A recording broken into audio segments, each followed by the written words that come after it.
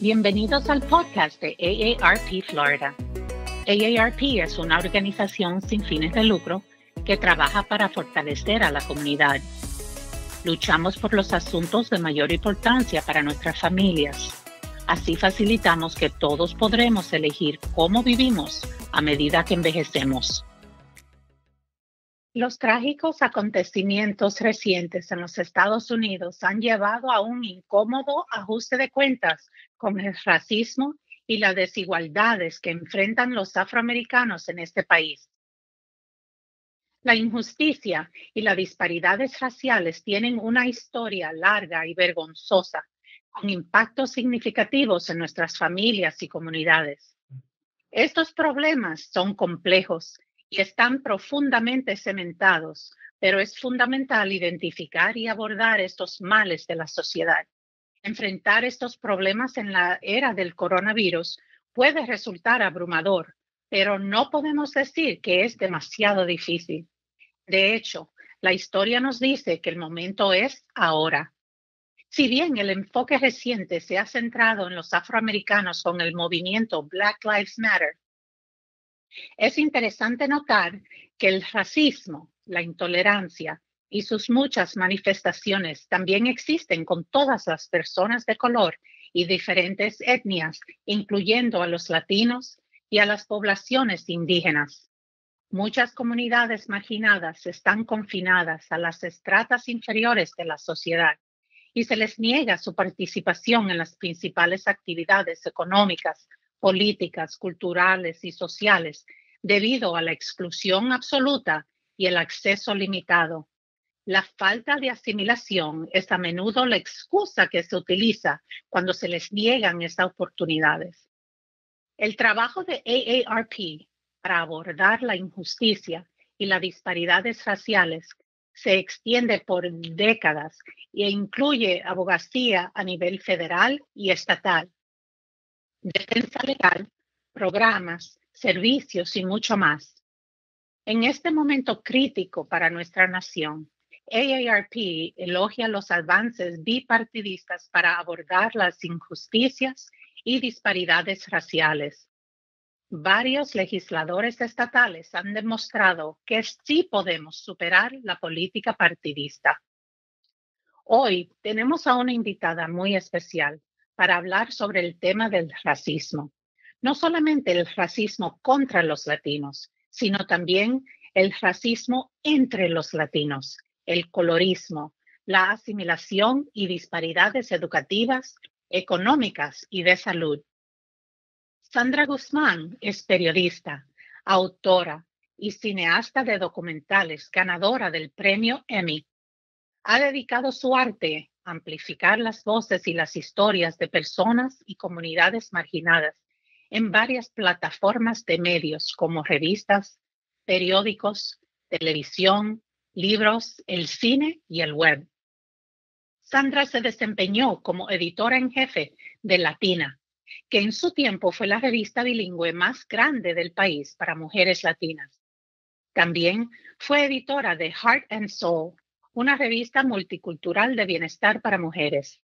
Además, ella lideró como editora asociada en el New York Post, donde creó y editó más de una docena de secciones y artículos celebrando a las diversas comunidades étnicas, culturales, raciales y religiosas de Nueva York. Además, es la autora del libro La Biblia de la Nueva Latina, una obra feminista considerada la guía de referencia para 2 generaciones de mujeres latinas. Sandra, no te puedo decir tanto. Es un gran honor tenerte en el podcast de hoy para liderar esta conversación seria pero necesaria. Bienvenida. Muchísimas gracias, Ingrid. Qué lindo estar contigo. Ay, estoy encantada. Y bueno, vamos a empezar ahora esta conversación, como dije anteriormente, es seria, pero tan necesaria. Vamos a comenzar con definir el lugar de los latinos en los Estados Unidos y cómo nos impactan la intolerancia y el racismo. ¿Qué dices tú? Bueno, para que estemos todos en la misma página, en este momento existen 60 millones de latinoamericanos en Estados Unidos. Ese número, por ejemplo, es el que tiene el gobierno, pero no sabemos en realidad cuántos indocumentados no han sido documentados. Así que vamos a suponer que son 60 más, como 30 millones más. Entonces somos una comunidad dinámica y esta comunidad estaba en Estados Unidos desde antes de que Estados Unidos fuese fundado en el 1776. Es una comunidad de inmigrantes que sabemos que son de 21 países de las Américas, que fue en su antigüedad colonias de España.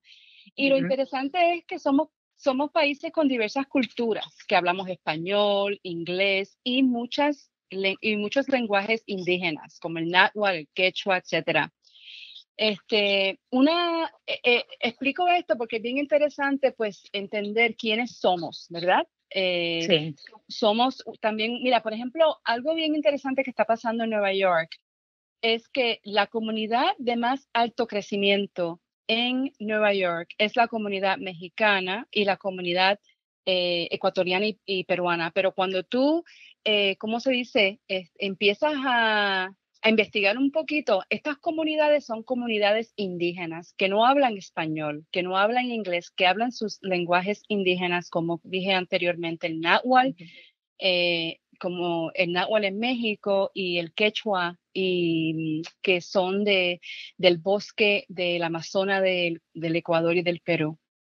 Entonces, nosotros representamos y tenemos dentro de esta nación latinoamericana en Estados Unidos el mundo entero.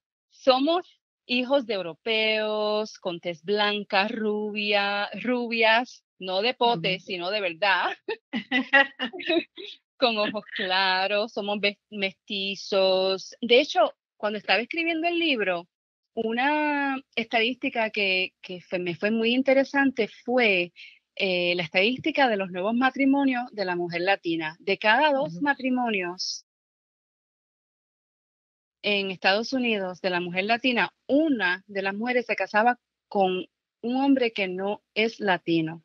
Y el 80% de esos matrimonios son con hombres americanos o gringos, como le dicen.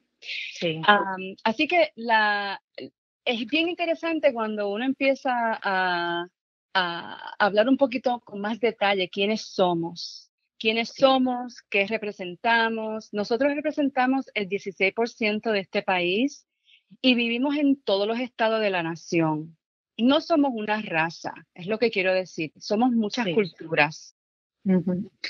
Y es tan importante hacer esa distinción hoy día que empezamos con el mes de la herencia hispana, ¿verdad? Que estamos celebrando todo lo que somos los latinos. Exacto. Y también algo interesante que yo quiero aclarar, porque hay mucha confusión, y yo creo que esta confusión no es de equivocación, es bien intencional. Es la confusión sobre la idea de la raza.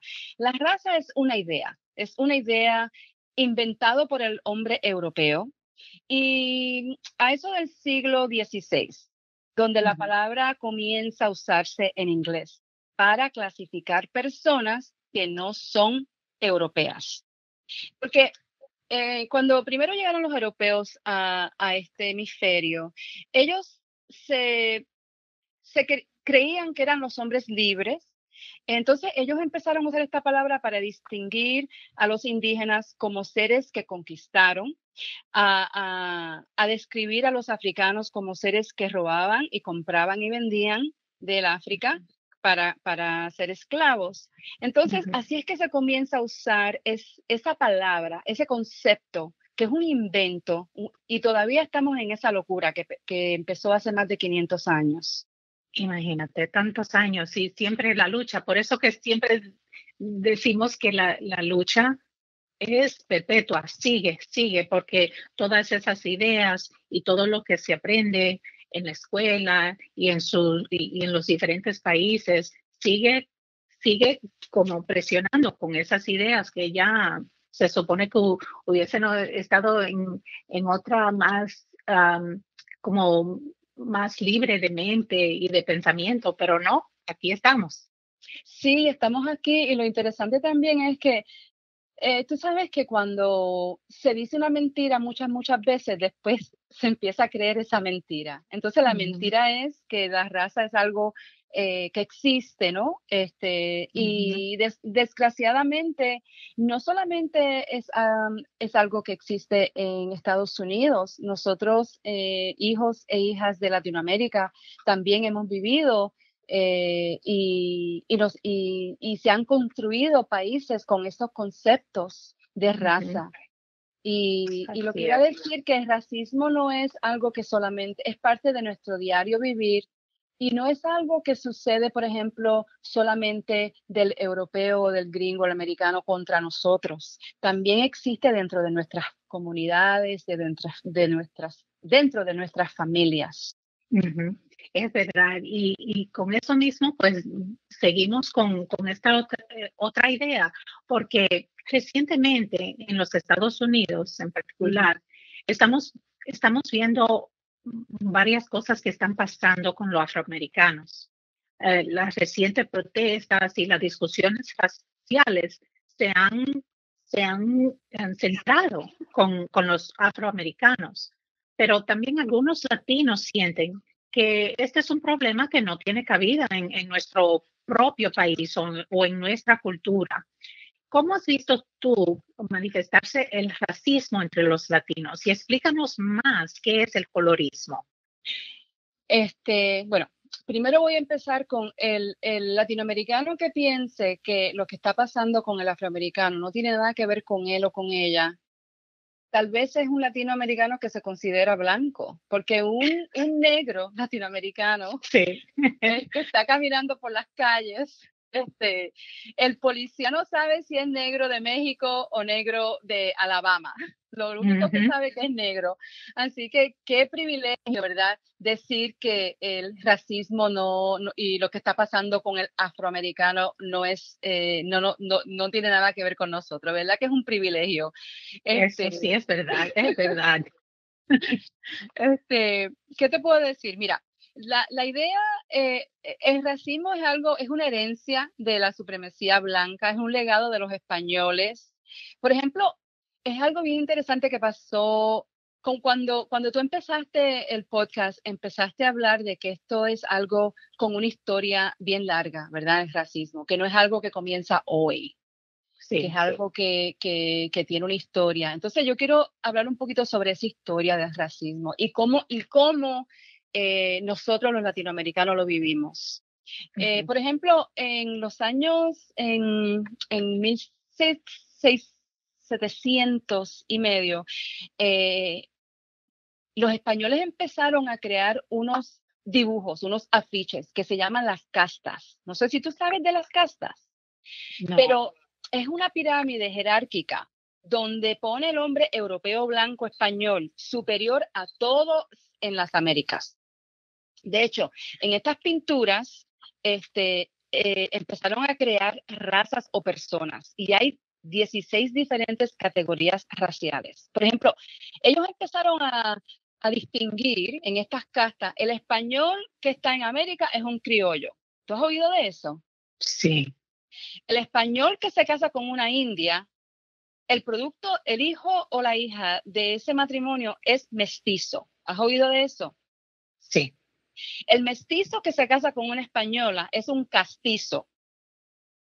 Entonces, por ahí siguieron, nena. Española con Ay, negro, Dios mío. una Wow. mulata. Indígena con negro, sambo o jarocho. Negro con sambo, sambo prieto. Mulata con española, morisco. Y por ahí 16 diferentes categorías de seres humanos. Wow. Entonces, y esto está estudiado, esto está investigado, esto ha sido obviamente debatido, y por ahí es que empiezan esta casta, tú sabes, estas Ujú, castas empiezan a ser parte de nuestro diario vivir en las Américas. ¿Y qué pasa con estas castas? Bueno, los que se quedaron con las tierras son los españoles criollos y los que vinieron a trabajar fueron los mestizos, los mulatos, los zambos. O sea, es bien insultante, de verdad, pero esto es la realidad de lo que pasó. Y si quieres, podemos hacer una foto del afiche o conectar con diferentes artículos para que la gente que esté escuchando esto, que quieran saber más, pues que pueden investigar más y ver estos afiches y estas pinturas que de hecho yo estoy visitando a mi madre en Ponce y en el Museo de Ponce hay una serie de pinturas que está la reina Isabel, que fue la reina que le dio el dinero a Cristóbal Colón para que, quote unquote, descubriera, descubriera ajá, a este continente lleno de personas y de seres humanos. Y hay una serie de pinturas donde tú ves todas estas diferentes manifestaciones de las castas. Así que cuando yo hablo cuando se habla de racismo dentro de la comunidad latinoamericana, es algo que viene ya arrastrando, ¿no? Sí. Por centenares de años. Y de hecho, en nuestros países, por ejemplo, en Puerto Rico, hubo esclavitud hasta el 1873. En Cuba, por ejemplo, la esclavitud, se libraron los esclavos en el 1876. Estamos hablando de que en nuestros países se ha vivido también lo que se ha vivido aquí. De hecho, yo no sé si tú sabías que el papá de Desi Arnés, ¿tú sabes quién es Desi Arnés? Sí, de I Love Lucy. Sí, de I Love Lucy. El papá de Desi Arnés era el alcalde de Santiago de Cuba. Y en los años 30, 40 por ahí, cuando Desi era chiquito, él dijo que los tambores eran cosas del diablo, del Ay, demonio. Dios Y mío. entonces él prohibió el toque de tambor. Entonces, el racismo se manifiesta en diferentes maneras. Por ejemplo, el papá de Desi prohíbe el tambor porque dice que el tambor es algo del demonio, pero en realidad el tambor es, como sabemos, algo sagrado. Sí. Así que de ahí viene. Entonces, tú me preguntaste otra pregunta sobre el colorismo. ¿Qué es el colorismo? El colorismo es discriminación contra personas basado en el color de su piel. Mientras más oscuro, menos la oportunidad y más el discrimen. Y por ejemplo, ¿cómo se practica esto en nuestra familia? El concepto del pelo malo. Por ejemplo, yo tengo el pelo rizo y en ciertos ojos mi pelo es malo, mi pelo es buenísimo. No le hizo nada a nadie. No, ¿verdad? Y ahora tiene carácter. Y entonces, ¿qué hacemos nosotras para que nos acepten y para tener oportunidades? Pues nos alisamos el cabello para tenerlo más liso. Fuerte, y a fuerza y a puño, como decía mi mamá, porque yo también tengo el pelo macho, así decía ella, porque tengo tanto pelo. Pero imagínate, era un esfuerzo siempre con el pelo, porque pasaron la ley, no sé a dónde, quién fue o a dónde fue, pero la ley decía que el pelo tenía que ser lacio, aunque no lo era. Qué cosa, ¿verdad? Pues así mismito pasaban leyes contra el pelo. De hecho, todavía en Estados Unidos hay muchos estados donde es ilegal usar trenzas. Trenzas en todos los países indígenas son sagradas. A mí, por parte de madre, yo soy indígena y mi abuela me decía que las trenzas eran las tres partes de ¿cómo es? Body, mind, spirit, el cuerpo, el espíritu y el alma cuando se juntan. Y entonces, todavía en algunos estados es ilegal usar un afro. ¿Tú me entiendes? Es imposible, como lo sé, lo entiendo en mi mente, pero en el corazón, eso me parte el alma, que hoy día se diga a donde quiera que, mira, tú tienes que poner tu pelo de esta manera o de aquella manera, por ley, Sí. de verdad, y no por costumbre. Ingrid, mira, es una guerra emocional, psicológica, Y se sufre mucho. La persona, por ejemplo, que no se ve como lo ideal o lo supuestamente superior, como es la mujer o el hombre europeo, sufre mucho, porque entonces se ve en el espejo y no ve su belleza, no ve su grandeza. Y entonces, ¿cómo se ve el colorismo en otras maneras? Por ejemplo, tú has oído de ese dicho, cásate con un blanco para mejorar la raza. Mira qué Sí. disparate eso. Eso sí es, y fíjate que también yo como anteriormente nos compartiste un ejemplo de la mujer latina y de la mayoría, o no la mayoría, pero el porcentaje que se casan con una persona que no es latina. Yo soy una de ellas, y mi esposo es europeo, y, y bueno, ya hemos tenido todas estas conversaciones frecuentemente, te lo digo. Así, tú sabes que en el capítulo, creo que es el capítulo 7 de mi libro, yo a todas las mujeres latinas que se van a casar con un americano, yo les digo que le den un examen para ver si lo pasan antes de que se No, el mío pasa, porque ya sabía bailar, tiene mucho respeto para la cultura hispana, todavía estamos practicando el lenguaje, pero por ahí vamos. Muy bien, excelente, excelente. Pero sí, pues tú has oído ese dicho, ¿verdad? Sí, Cásate con un sí. blanco para mejorar la raza. O también algo bien interesante que pasa en nuestras comunidades son esas cremas que blanquean el cutis. Qué locura. Y esas cremas que blanquean el cutis tienen un químico que se llama quinone y eso causa cáncer. Imagínate. Para Y poner la cosa peor todavía. Pues exacto. Y los mejores ejemplos, y también, tú sabes, esa idea, protege del sol, no cojas mucho sol para que no te veas muy negra, Ujú. ¿verdad? Pero ¿quiénes son los que están cogiendo sol? Entonces, ¿Verdad? ese es otro cuento, porque yo creo Otra historia. que sí, esos que están cogiendo sol entienden la belleza de nuestra piel, de nuestra Así es. sandunguería, de nuestra cultura, Así este, es. pero esas cremas, el racismo también, el colorismo también hace mucho dinero, porque al tú querer cambiar tu piel y al tú querer cambiar tu pelo, tú tienes que gastar millones y millones. Ahora la industria de la belleza ¿verdad? En contra de Sí, nosotras, en contra de sí. nosotras, y yo digo en contra de nosotras, las latinoamericanas, que somos mujeres indígenas, afrodescendientes, mujeres que tenemos el pelo crespo, Sí. ¿sabes? Esa industria es multibillonaria. Entonces, nosotros cuando nos estamos criando, hombres y mujeres, no no entendemos que somos bellas porque hay una cultura superior, ¿verdad?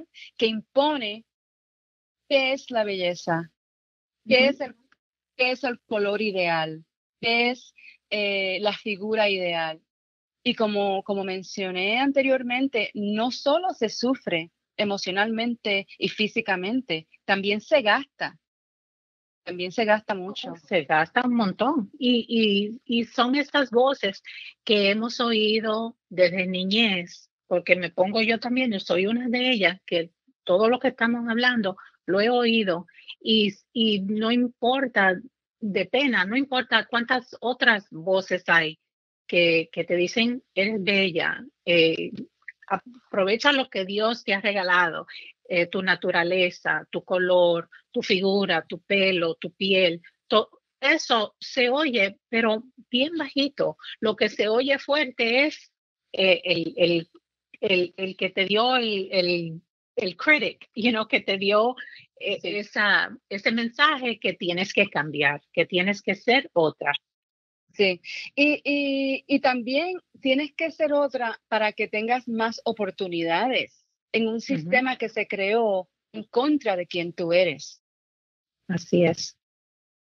Así es. Así que por eso es importante tener estas conversaciones para poder entender y para darnos nosotras mismas, ¿verdad? Tenemos que tener más fuerza para, para decir, no, yo sé quién soy, yo me conozco, sé mi historia, sé de dónde vengo, sé quién me crió y lo que yo aprendí. Todo eso tiene valor y tiene su puesto en este mundo. Pero, ¿verdad? Bastante, es una lucha y hay que, por eso es importante tener la conversación, tener entendimiento y también para que trabajemos juntos para estos temas, ¿no? Sí, sí, yo recuerdo de niñita que yo quería, me dijeron, puedes escoger cualquier muñequita en la tienda, y yo escogí una Ujú, muñequita negra, y entonces me ujú. decían, pero coge la muñeca rubia, yo, pero yo no quiero la muñeca rubia, yo quiero la muñeca negra. Entonces, ¿estás segura? Estoy segura.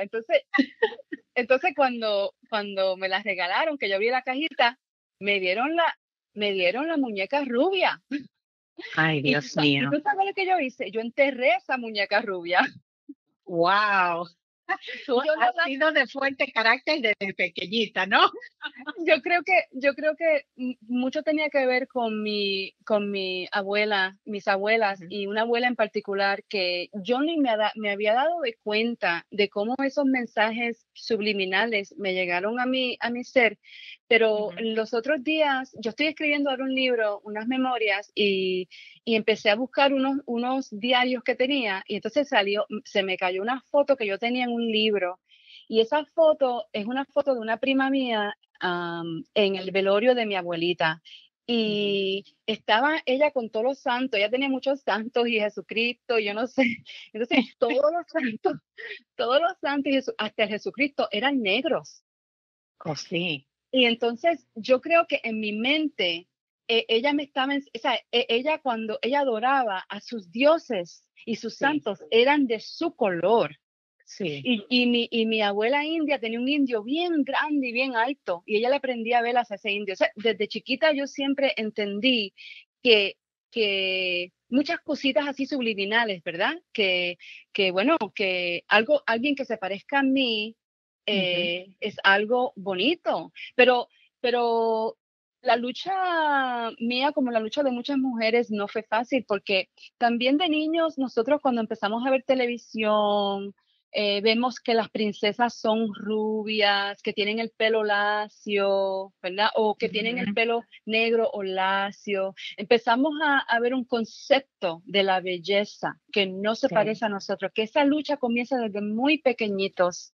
así Y es. lo más triste para mí es ver niños que dicen, yo soy fea, pena, yo quiero tener, yo odio mi pelo, o a mí no, yo quiero, se ponen talco para tener su piel blanca.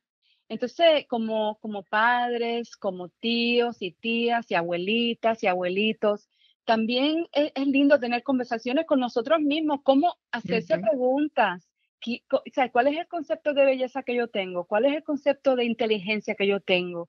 ¿Y de dónde viene eso? Hacerse preguntas, porque Sí, es algo que se nos inculcó desde muy pequeñitos, por es verdad. generaciones y Eh, tras generaciones y generaciones. Así es, y por eso es que hay que luchar súper fuerte para poder tener ese centro, para tener ese momento que uno puede identificar y decir, yo soy quien soy y tengo algo que brindar y no tengo que cambiar, no tengo que ser esta otra persona o aquella otra persona, soy yo y de donde yo vengo tiene valor, de donde desde lo que yo aprendí, de lo que puedo brindar, es bastante y es suficiente. No tiene que ser igual que a otro, porque si fuéramos todos iguales, qué aburrido fuera el mundo, ¿verdad?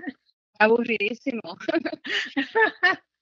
Y Sí, bueno, tenemos que centrarnos y luchar, pero también yo creo que es importante, Ingrid, tenemos que unirnos a otras ujú, comunidades que están luchando para cambiar las leyes que ya son sí, parte del sistema, que nos así prohíben es. mandar a nuestros hijos con trenzas en las escuelas o trabajar con el pelo rizo o que no, ¿sabe? Tenemos que luchar en contra de esas leyes que ya son parte del sistema.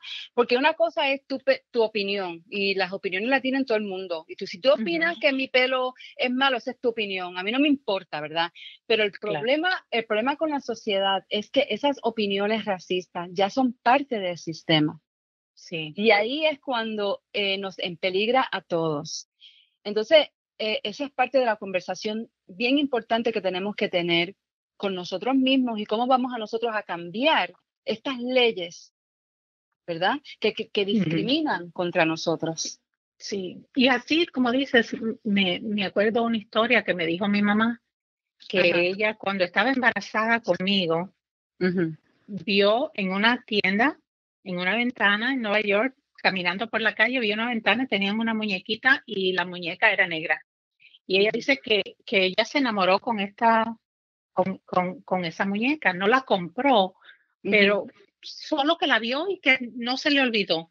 Y que cuando yo nací, lo primero que ella pensó en la muñeca. Dice, mira, aquí tengo yo mi muñeca, mi negrita, me dice, así ella me llamaba, porque yo soy la más oscura de mi familia y eso que no soy ni tan oscura, pero sí, tengo más color y siempre, eso sí, esa única cosa sí, ella siempre dijo que fue porque ella se enamoró de esa muñeca. Así que cuando me estaba diciendo tu historia, fue lo primero que pensé. Qué linda. Desde el principio tu mamá te vio como algo hermoso, algo bello y te lo contó. Y eso es tan lindo desde el comienzo de tu niñez, entender que tú eres una muñeca y que eres bella. Y lo que te hace bella es que es tu color. El color, sí, porque como dices, lo primero que se ve es el color y lo que no se puede esconder, no puedo poner mucha crema, no importa cuánta crema me ponga, si me baño en la crema, todavía tengo mi color. Pero otra cosita que pasó también, porque como yo me crié en Nueva York y siempre como identificaba mucho con mis vecinos afroamericanos y de todas las comunidades latinas también. Y ahora para hacer otra observación que se ha visto ahora recientemente es con esta pandemia del coronavirus. Y podemos ver que hay evidencia que algunos de los grupos minoritarios están siendo afectados por este coronavirus de manera que es desproporcionada. Y las desigualdades en los determinantes sociales de la salud, la pobreza, el acceso a la atención médica, etcétera, no se están afectando. Y bueno, tienen toda mala influencia. Y ahora con estos riesgos de salud y en este momento en que vivimos, ¿qué crees tú que este tema de la disparidad racial, verdad, es otro nivel a donde se puede hacer una conexión que es importante para los latinos, ¿verdad? ¿Qué piensas?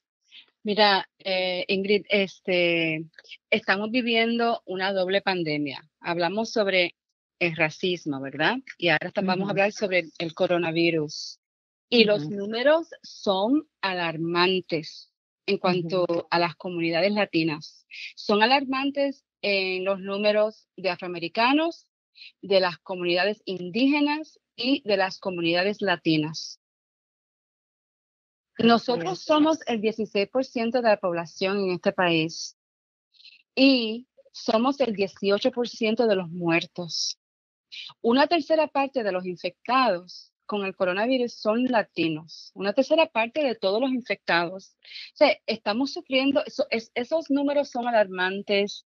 Y cuando empezamos a nosotros ver diferentes estados, es mucho más increíble. Por ejemplo, en el Marin County, en California, es un ejemplo bien interesante. La población hispana se compone del 16% de la población en este condado y el 80% de los casos. Wow. En este condado, por ejemplo, son muchos inmigrantes que trabajan las tierras, ¿ve? Y nosotros hemos visto estos números alarmantes porque en nuestra población somos los trabajadores. Siempre.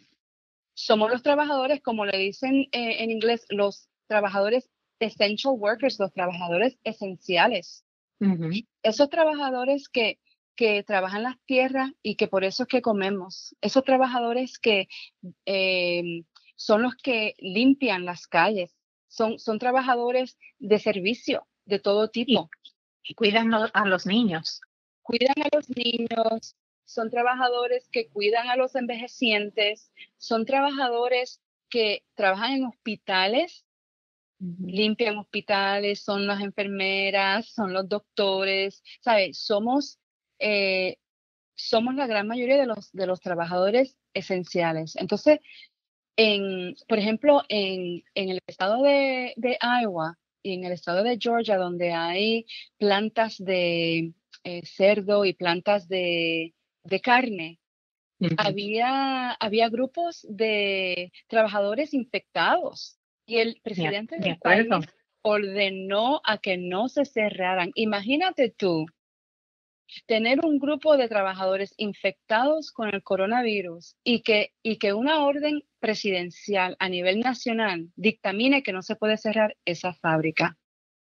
Entonces, cuando hablamos de discriminación y de racismo y por qué es que el COVID-19 está afectando tanto a las diferentes comunidades latinoamericanas en Estados Unidos, tiene que ver con eso, que nosotros Ujú. somos los soldados, ¿sabe? The frontline workers, los soldados que Ujú. estamos frente ahí en la guerra contra esta pandemia. Siempre estamos enfrente y también somos los cuidadores, los Sí, trabajadores. sí. Se ve, ya tenemos visto todos esos ejemplos. Sí, mira, en Oregon, por ejemplo, el latino se compone del 19% de la población y son 60% de los casos y la mitad de los muertos. En la Florida, por ejemplo, los latinos son el 26% de la población del estado y el 30% de los casos. Más de 1,000, casi 1,000 de latinos han muerto en el estado de la Florida. Son Eh, números espantosos. Son números espantosos y números que yo creo que aclarecen todo lo que hemos estado hablando, cómo los Ujú. sistemas que se han establecido para limitar oportunidades, para, por ejemplo, no solamente limitar oportunidades, para discriminan contra nosotros, cómo esos sistemas ya Sí. existen y se tienen que cambiar, estos sistemas se tienen que cambiar. Pues con ese tema seguimos ahora con mirar hacia adelante. ¿Qué podemos hacer entonces para asegurar que como latinos estemos representados proporcionalmente en las oportunidades económicas y sociales de nuestro país? ¿Verdad? Porque sabemos que nosotros tenemos responsabilidad, tenemos que actuar y le debemos esa responsabilidad no solamente para nosotros mismos, sino también para nuestros hijos. Así que, ¿qué piensas de esa responsabilidad que tenemos y cómo actuamos? Mira, antes que nada, ese lema Black Lives Matter en español me encanta también. Las Ujú. vidas negras importan. Sí, Y la liberación del afroamericano está atado a la liberación de nosotros también. No se puede separar esa lucha para justicia. Entonces, lo primero que yo pienso, ¿verdad? Es que cada persona tiene que entender el poder que tiene como individuo. Eso es lo primero. Todos tenemos ujú, un poder increíblemente poderoso sí, y tenemos poder juntos como comunidad, como familia. ujú, Entonces, mientras más se apuntan como familia, entonces como vecindario y luego como pueblo y luego como estado, o sea, se incrementan poco a poco, ¿no? Ese poder. ujú. Ese Entonces, poder. ¿qué podemos hacer? Yo creo que antes que nada, como estamos viviendo una pandemia global de salud del coronavirus, tenemos que protegernos y proteger a nuestros niños y nuestras familias. Usar mascarillas. Ahora hay un invento de ciertas comunidades que no quieren usar mascarillas, que quieren ser libres. Eso es increíblemente frustrante. Ujú. Esto de usar la mascarilla no es algo político, es algo que tiene que ver con la salud. Con la salud. Entonces, yo creo que es bien importante, pues, usar mascarillas, cuidarse mucho, comer saludable, reírse un poquito. Es importante también tener alegría en la vida. Sí, y hay que buscarla, ¿verdad? Porque cuando no se Sí, encuentra, uno tiene que luchar todavía aún más para sí, encontrar cuáles son los momentos de alegría y de sí, paz, sí. para sentirse un poquito, ¿verdad? Que estamos vivos, que somos normal de alguna manera, pero sí, al fin y al cabo estamos aquí sobreviviendo. Exacto, exacto. Entonces, yo creo que una de las cosas que nosotros como latinoamericanos en este país tenemos que empezarnos a unirnos a grupos que están abogando por los derechos, Ujú. por nosotros. Y hay muchos Sí. grupos, a mí yo estoy tan entusiasmada con todo el nivel de activismo que existe dentro de la comunidad hispana. Yo estoy bien entusiasmada en estos momentos con el nivel de activismo que yo he visto con los jóvenes latinos, Ujú, Latinx. Por ujú, ejemplo, hay un grupo que se llama Mi Gente, no sé si lo conoces, que está haciendo ujú, tremendo trabajo con las comunidades de inmigrantes recién llegadas o las que están aquí a largo plazo. Ellos están bien involucrados a nivel, se están organizando a nivel por las redes sociales. Nosotros tenemos, yo pienso, ¿verdad? Que para que tú tengas tus derechos, tienes que luchar y tienes que unirte a las manifestaciones, que tu voz sea reconocida, que ujú, escuchen tu voz, alzar nuestras voces como individuos, como comunidad. Tenemos que aliarnos con comunidades afroamericanas que están abogando por ellos y ujú. por todos nosotros. Este, Así es, yo, porque si uno no lucha por la libertad en total, no puede decir, no, solamente yo tengo que ser libre, no, tenemos todos que ser libres. sí, sí. Y por último, este, bueno, quiero decir dos cositas. Cuando yo era Ujú, periodista, era reportera del diario La Prensa hace muchos años, cuando empecé mi carrera, entrevisté al gobernador Mario Cuomo, que es el padre del que ahora es el gobernador, Andrew. sí. Y el gobernador Cuomo no fue a una gala hispana. Y entonces yo fui a entrevistarlo y le pregunté, ¿y por qué usted no fue? Y él dijo, porque yo tenía otras cosas que hacer. Y yo le pregunté, así de la cosa, me dijo, mira, él me dijo a mí, mi mamá me dijo cuando era chiquito que el nene que no, el bebé que no grita, no lo amamantan. Ah, Entonces, esa lección es la lección que yo quiero dejarle a los que están escuchando. Si uno no ujú, grita, no van a haber cambios. sí. Y uno tiene que alzar la voz. Entonces, ¿cómo uno grita? Bueno, tenemos que participar en el voto. Hay elecciones importantísimas Ujú, en menos de 50 días. Y la Florida en particular es un estado, le dicen el swing state. ujú, En crítico.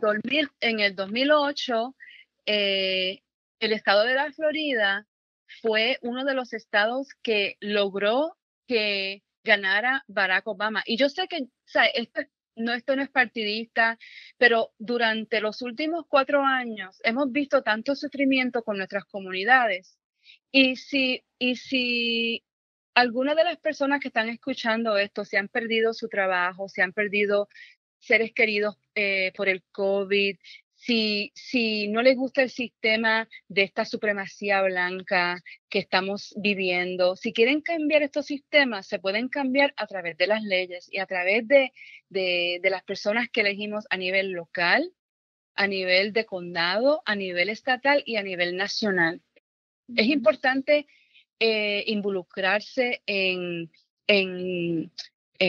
las organizaciones cívicas. Es más, es ujú, importante también tirarse y postularse ujú. para diferentes posiciones. ¿Por qué no? Así es. ¿Por ¿Por qué qué no? no? Y empezar con voluntarios. Si no quiere de tanto, no quieren tener el compromiso de ser, bueno, me voy a entrar a esta carrera. No, también puede ser voluntario, puede ayudar al partido que le interese, porque en AARP seguro que no somos partidistas, pero sí tenemos pasión para los temas que son importantes, especialmente para la persona mayor. Son tantas cosas.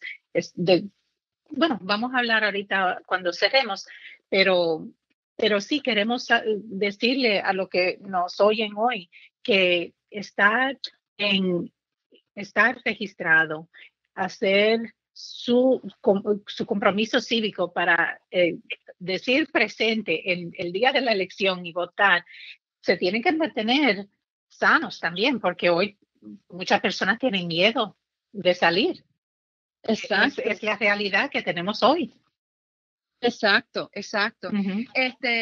Es bien importante participar en el voto, por ejemplo, porque ahora estaba escuchando que en este día hoy solamente, creo que fueron 12 jueces que fueron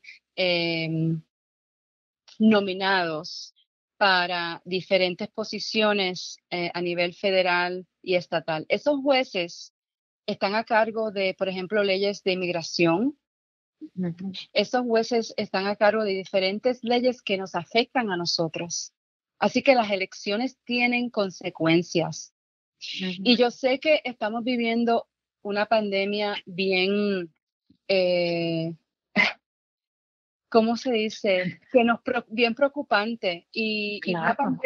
una pandemia, votar en medio de una pandemia también es algo que si tú tienes cierta edad te puede poner en peligro.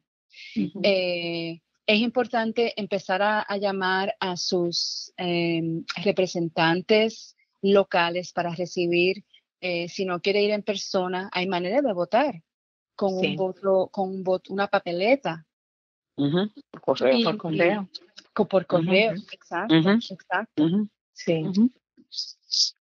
Bueno, pues te digo, Sandra, ha sido un placer hablar contigo hoy. Nos sentimos muy honrados de tener esta charla con la periodista, autora, documentalista, ganadora del premio Emmy, Sandra Guzmán.